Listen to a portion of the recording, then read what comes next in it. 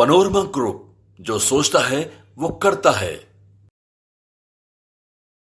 नमस्कार, भारत लाइव देख रहे हैं आप और ये भीतर की बात के भीतर की बात में आज हम फिर एक नए मुद्दे के साथ उपस्थित हैं।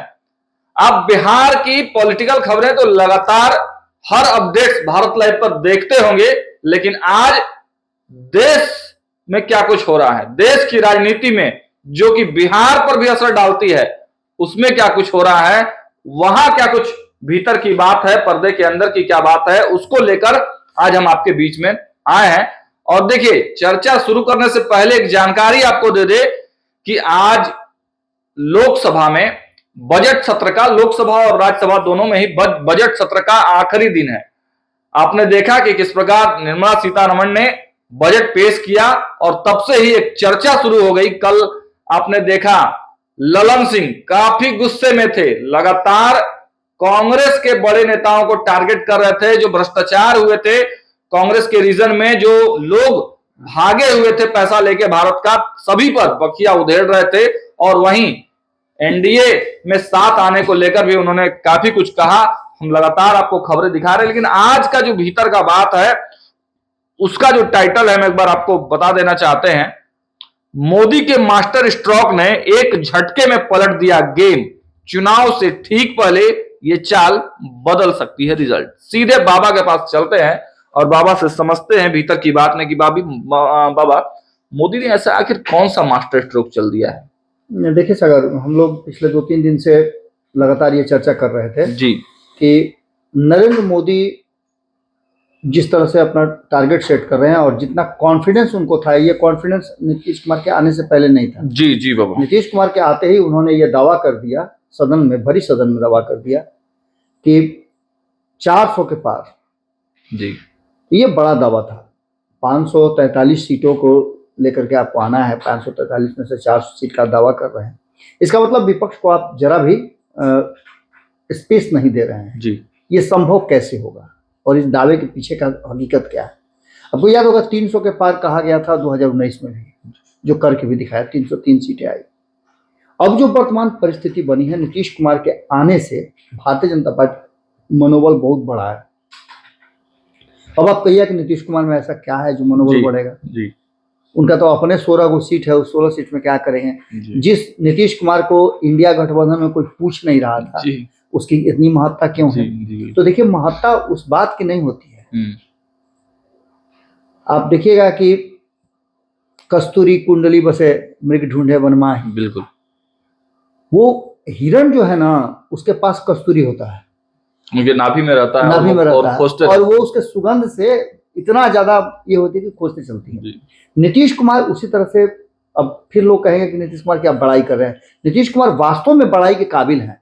नीतीश कुमार को मुख्यमंत्री की कुर्सी से हटा के आप दिखाइए, तब हम समझेंगे कि आप पॉलिटिक्स करते हैं और आप कुछ हैं। जी बिल्कुल, राजनीति में आपकी कद है, आपका पहुंच है। जब लालू प्रसाद ऐसा आदमी, जी, वो भी थक गए, हार गए, जो नीतीश कुमार को अपना नेता मान लेता हो, बाल बच्चा सबको उसके पीछे लगा देता हो, भारतीय जनता पार्टी जो एक बार फिर से कह रहे हैं कि बकरी की तरह मिमियाते रहती है नीतीश कुमार के दरवाजे पर, वो भारतीय जनता पार्टी कहीं ना कहीं नीतीश कुमार के उस विशेष कौशल को, क्योंकि नीतीश कुमार इस देश के एकमात्र कहा जाए, हालांकि और लोग भी होंगे, लेकिन नीतीश कुमार चूंकि बिहार के हैं और बिहार में अब तक बेदाग छवि के नेता हैं, इसलिए नीतीश कुमार की महत्ता बढ़ जाती है। बिल्कुल। पॉलिटिक्स में आपके चरित्र पर यदि दाग नहीं लगा है तो आपसे बेहतर कोई नहीं हो सकता है, क्योंकि काजल की कोठरी है और इसमें आपको दाग लगना ही लगना है।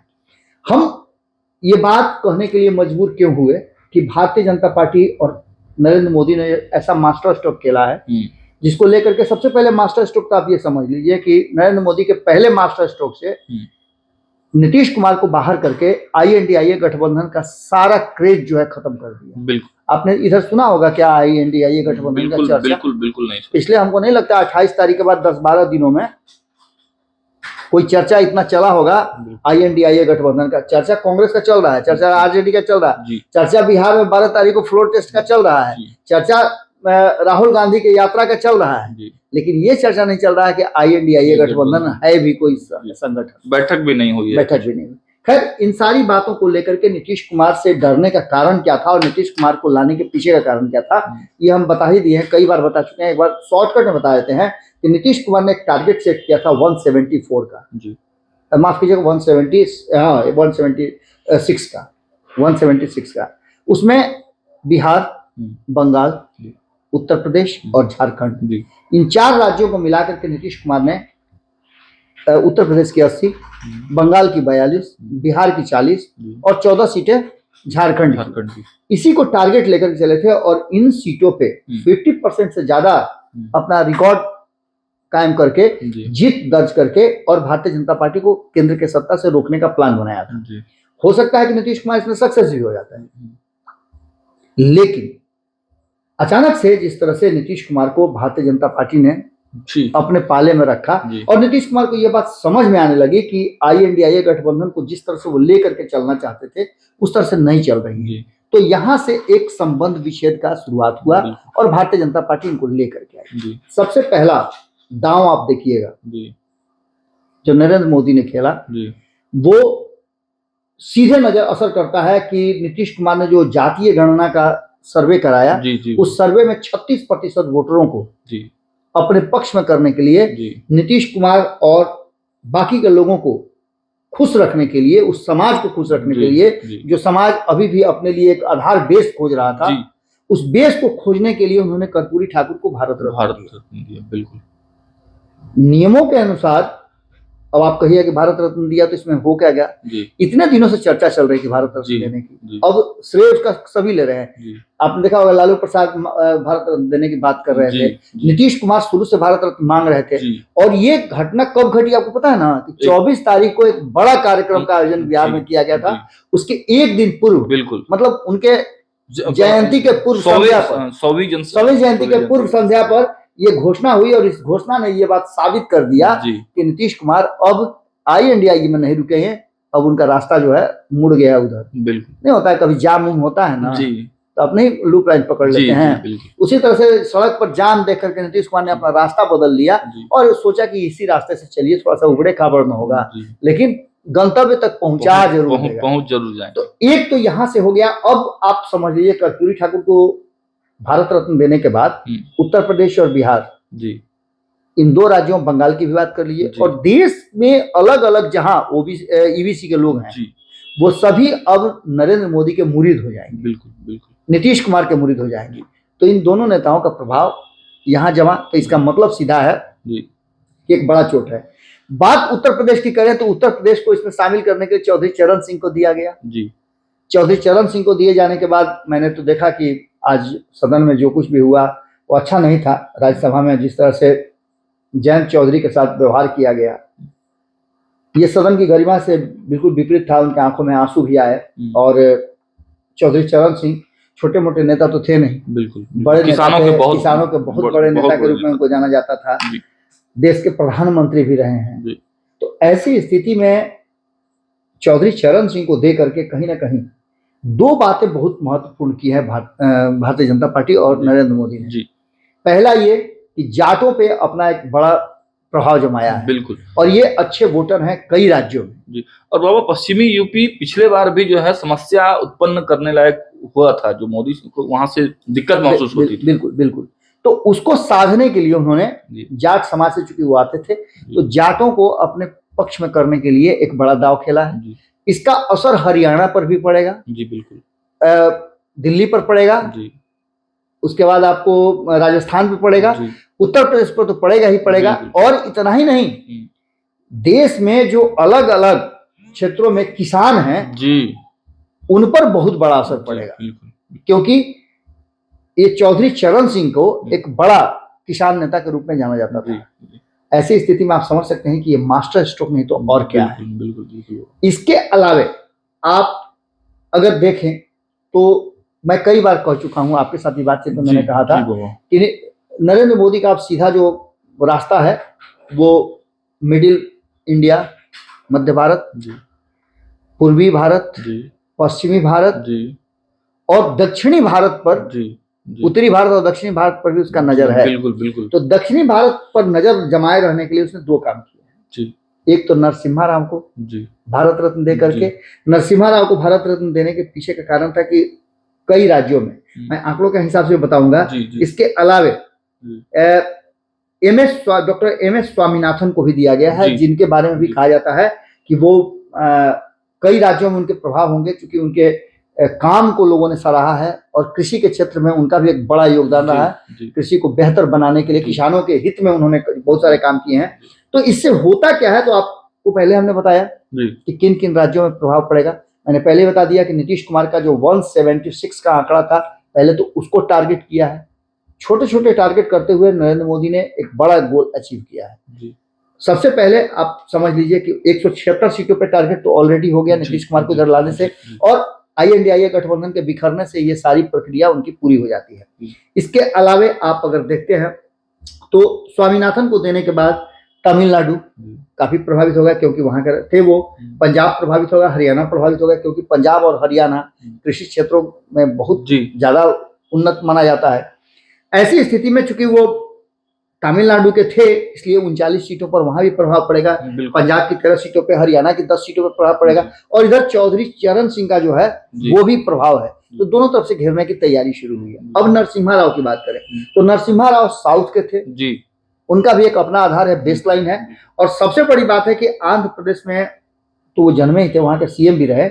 सबसे बड़ी बात है कि उन्होंने देश में एक बड़ा गोल सेट किया था। जब देश आर्थिक संकट से जूझ रहा था, तब उन्होंने देश को उबार करके उससे ला करके खड़ा किया था।